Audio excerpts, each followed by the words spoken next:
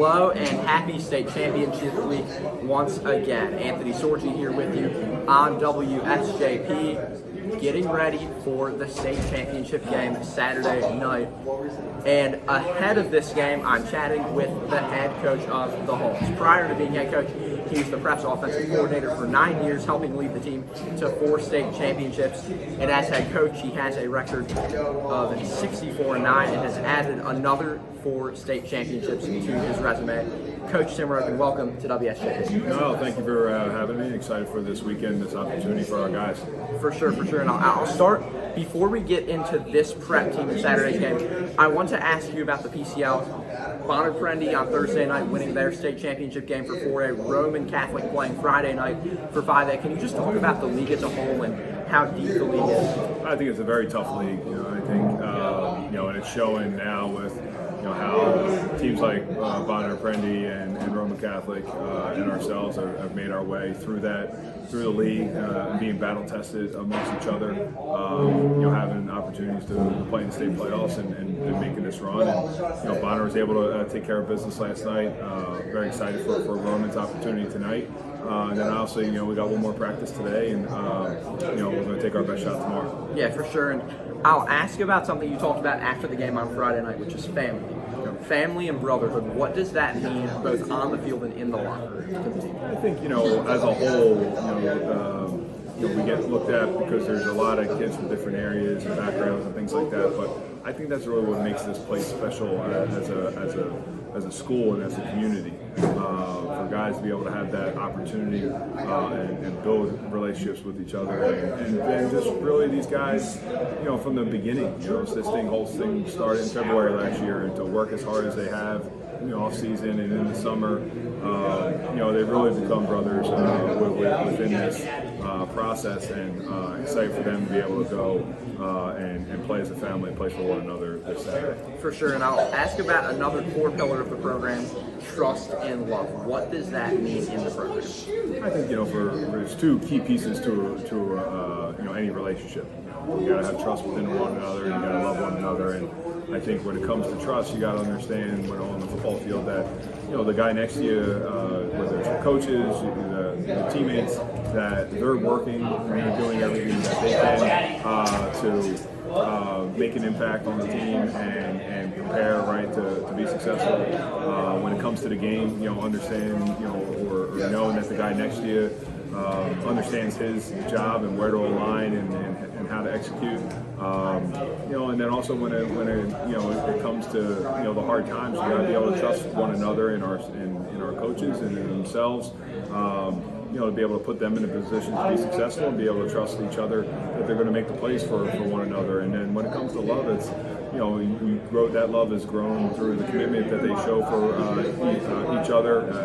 From our coaches that have been together here for a long time, we're like family, and then as a team, watching these guys grow together and love one another, and understand that there's also going to be mistakes too, right? And mistakes are going to happen. And that's part of love too. It's not just loving each other when things are good; it's loving each other when things are things are tough. And we face some bumpy roads, but that's the story for this group that's had to face some challenges, but having the opportunity to write their to put an exclamation point on the end of this story for them is pretty special. For sure, and I'll ask now about specific players. I want to get into your underclassmen. How have Charlie Folk, Jet Harrison, and Messiah Creed, as well as others of that underclassmen group, how they have been able to grow throughout the season into the players they are today? I think, first, it's just their work ethic and their approach to the game, and that's really just kind of how they go about their way in general, whether it's the classroom or on the football field. They want to be coached. They're going to have great work ethic, and then they want to learn from the older guys. I think we have a really great senior class and upperclassmen that have had success within this program, and for those guys to lean on the older guys and learn from them, and learn how to practice and learn how to go about our things, and that's a challenge for them, right? It's really about how we practice and how we prepare is a huge part of it. It's not just being a special talent. It's hey, I got to work really hard every day to make sure that I'm perfecting the little things and and continue to work on my skill sets and develop throughout the year. And all those guys, from where they were in the summer to where they are now, have made a huge jump, and excited for them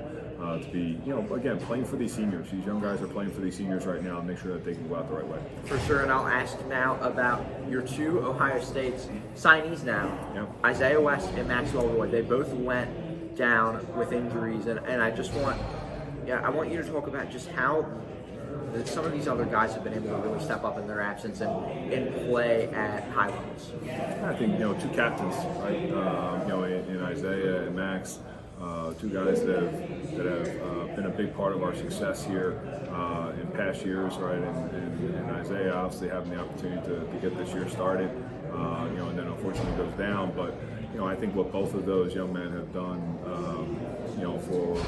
for the rest of the team is continue to cheer those guys on and help develop the younger guys, right? Max helping develop, and working with the defensive line, and specifically Quentin Anderson. Isaiah, working with Kion and Will and Seth and those guys to make sure that they're, ready to go as things moved on, and they have made a huge impact on us in their time here, and excited for the opportunities that they have at the next level. For sure. And now to your seniors that you've talked about a little bit already. Ramir Hardy and Elijah Turner on the offensive side. On the defensive side, Anthony Zach and Cam Smith. Those are just a few names. How have those guys been able to be leaders both on the field and in the locker room? Yeah, I think you name a couple captains there, and I think those guys.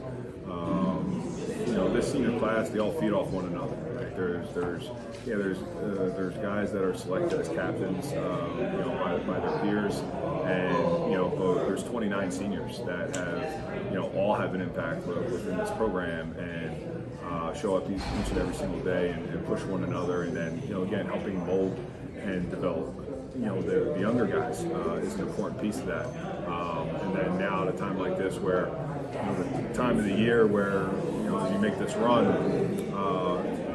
every team's got 1 year life expectancy, right? So you have a group that's playing to stay together for another week, and so you never know when that's going to come to an end.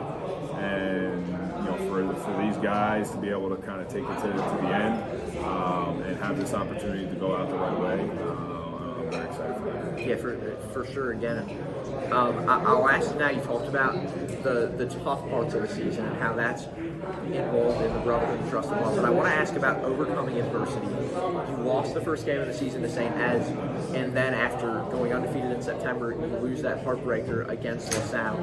But now on a 7-game winning streak, how have you just been able to overcome adversity, especially after that loss against LaSalle, and just be able to beat LaSalle again in that second game, being able to play them and beat them? What has this run been like after those losses?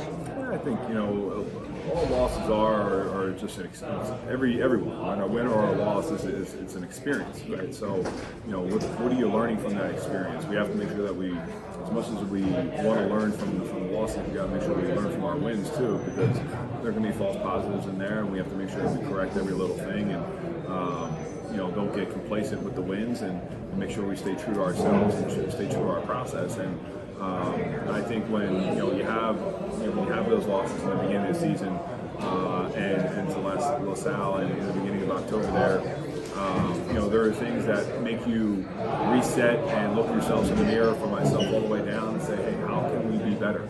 And how can we make sure that we're pushing each other, to that just a little bit more, so that when we get to hard times in games, we've been there before. We're able to push through and come out successful. And there's not a bigger game than this one. And for the experiences that these guys have had throughout, whether it's the seniors and playing in big time, and upperclassmen playing in big time games in the past years, to this one and our non-league schedule, Catholic League, which you talked about, and LaSalle and Roman and Bonner, and some of those tough opponents there to prepare us for a moment like this. And it's using all the lessons that we've learned throughout the year and laying our cards out on the table on Saturday night and going to work. For sure. And you talked a little bit about this playoff run. Outscoring opponents 145-28, in the month of November.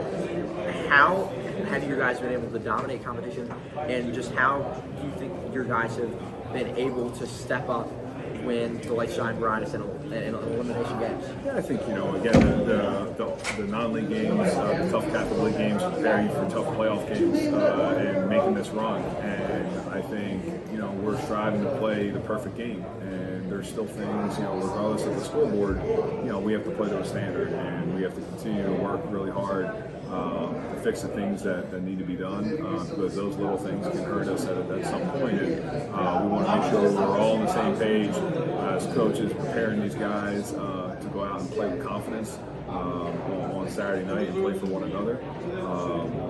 So excited for that opportunity, and it's a pretty special group, and they're gonna write their chapter at St. Joseph's Prep football.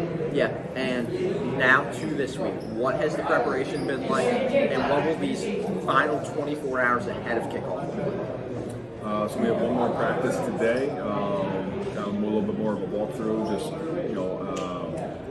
checking off all the boxes, making sure we've gone over everything, making sure the players are extremely confident in the game plan and how we're trying to attack a great team at Pittsburgh Central Catholic. And we'll come back here, we'll have our team dinner as we always have the night before the game. Get on the bus and take the ride out to Hershey, and tomorrow wake up. Tell these guys it's like Christmas morning. It comes a little bit early here this time of the year, but you wake up on Christmas Day here tomorrow, and that excitement should be just like Christmas morning coming down as a kid. You have an opportunity to play in the last high school football game in Pennsylvania, and it's got the biggest lights, and I know these guys are prepared for that. And we'll go through our normal process of team breakfast in the morning, have some downtime, some meetings, we'll have mass with Father Sorgi, and then we'll have a little bit more downtime again, and then we'll come back for our pregame meal, have a brief walkthrough, and just talk through any logistics we need to for making our way over to the stadium in Cumberland Valley. Arrive about 2 hours before the game and go through our normal pregame warm-ups and be ready to press that button at second. Yeah. Last question. Final message to all fans ahead of the game.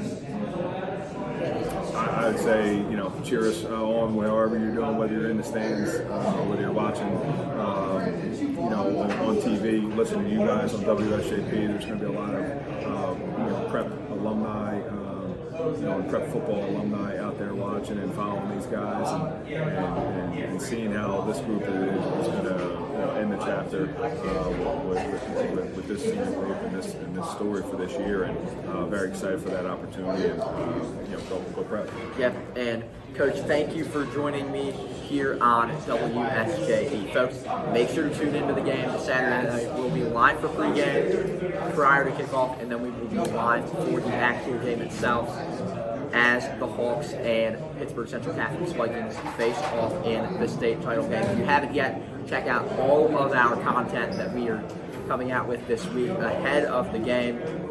Thank you for watching, and we will see you next time. Go Prep.